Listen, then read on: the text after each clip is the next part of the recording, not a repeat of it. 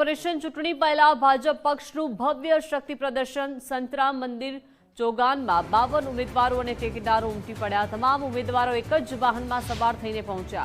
ધારાસભ્ય પંકજ દેસાઈની હાજરીમાં ઉમેદવારોએ ફોર્મ ભર્યા છે। ખેડા જિલ્લામાં કુલ 376 ઉમેદવારોએ આજે ઉમેદવારી નોંધાવી।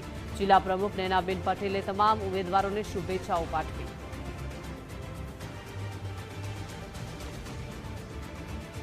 उत्साह देखाई रह्यो छे कि प्रथम वखत महानगर बनी रह्युं छे अने आटला 52 उम्मीदवारो एक साथे फॉर्म भरी रह्या छे।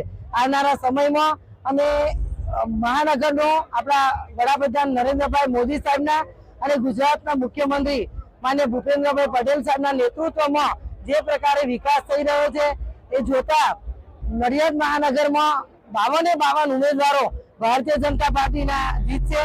नडियादना नगरजनोनो एटलो उत्साह छे के आ जे टीम मूकी छे ए बिल्कुल सक्रिय टीम मूकी छे अने सक्रियताथी वोर्डमां कामगीरी करे अने मारा सुधी प्रश्न ना आवे एवी टीम भारतीय जनता पार्टीए मूकी छे।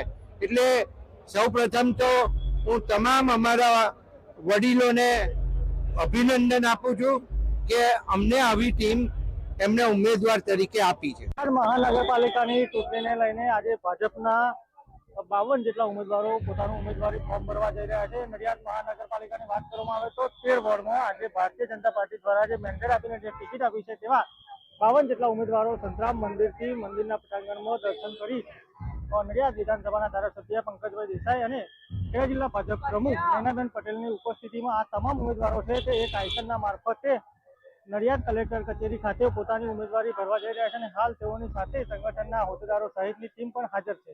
કિશન રાઠોડ સાથે ગુજરાત ફર્સ્ટ નડિયાદ।